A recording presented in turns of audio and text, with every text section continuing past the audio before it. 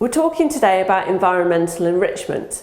So this means changing the animal's environment for the better, so that they can perform their natural, normal behaviours. This is beneficial for their welfare, and if we don't do this, this can increase the chances of abnormal behaviours such as peeing and pooing in the house, or separation anxiety, or just so that they can't cope with normal challenges in a normal way, such as the introduction of a new member of your family. This can also lead to stress, which can lead to potential illnesses as well. So basically what we're doing is we're enriching or improving where they live. So we need to think about their normal behaviours and what cats would show in the wild, and if possible, try to introduce certain things that would help them to be able to perform these normal behaviours in our homes. Normal behaviours are purring, playing, eating, wanting to go out, hiding, sleeping, hunting, scratching, fighting, urinating, defecating, so pooing, communicating as well, sort of meowing and hissing and growling and such like.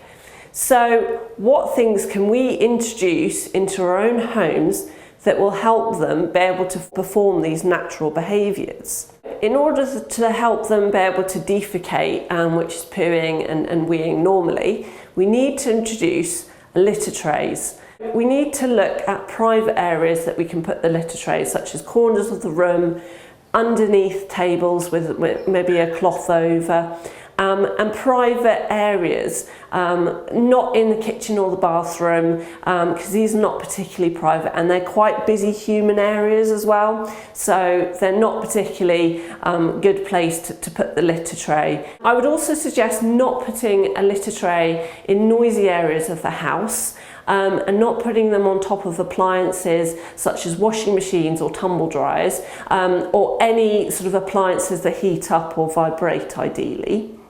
It's important that we look at our houses from a cat's point of view. So using our house in a three-dimensional way, so using lots of different heights and levels for them to be able to look down on their territory. Cats like to be able to hide, so it's important that we think about that when we're looking at where we can place nice warm blankets to put. Eating separately, it's important that cats are given their own feeding bowls so that they don't have to share, and these bowls can be either ceramic or plastic or even metal, again so that they have a bit of variation, because some cats would prefer ceramic rather than plastic, so give them that option. Different water bowls, again, the same, either ceramic or metal or plastic. Try variations of bigger or smaller water bowls, but just make sure that they're not too shallow or too small. Different types of water, again giving them that variation. So you could have cool down boiled water, you could have tap water, you could have filtered water, and they also like free-flowing water as well, so you could potentially buy a pet water fountain, because I know that cats particularly like free-flowing water. Scratching posts, again, we're trying to enable them to be able to perform their natural, normal behaviours in your home. So look at scratching posts that they can condition their claws with, they can stretch their muscles with, and they can mark their territory. Now this is a particularly important point because we want to make sure that the scratching posts are in the appropriate areas of your house so that they can perform these natural behaviours. It's important to think about a diffuser which you can plug in. This diffuser is a synthetic version of what a cat would naturally release themselves to make them feel more secure in their environment. So it's an artificial version of this. When you plug in the diffuser, just ensure that it's in where they sleep or where they eat or where they sort of reside the most.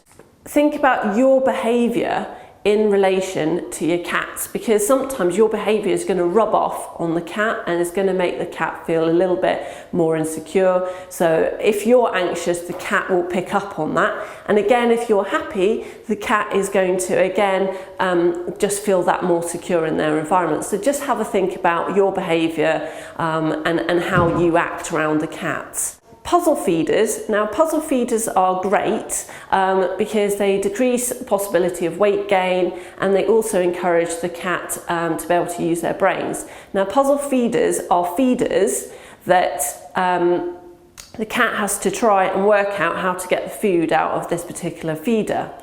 Play is also important so that they can perform their natural behaviours. So hiding boxes, put like a cardboard box down, scrunched up piece of paper, put some food in as well so that they have to hunt to get the food out, and that's great. It's important to use dangling rods and things that make a squeaky noise when touched, and bits of paper that are scrunched up as well. Because they're playing, they're also going to be exercising as well. So this is particularly important. Physical exercise to keep them fit, to keep them lean as well, to keep the weight off. So that's quite imperative that we give them an outlet for this.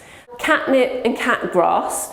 Again, if they're indoor cats, it's useful that this will help to stimulate their senses again so that they can start chewing on the cat grass. It's also an emetic as well, which means that it makes them sick, and sometimes if they've got a hairball stuck inside them, it'll make them sick, so that does help as well. Hopefully all of those points you can put into your house in order to be able to better improve the environment that your cat lives in.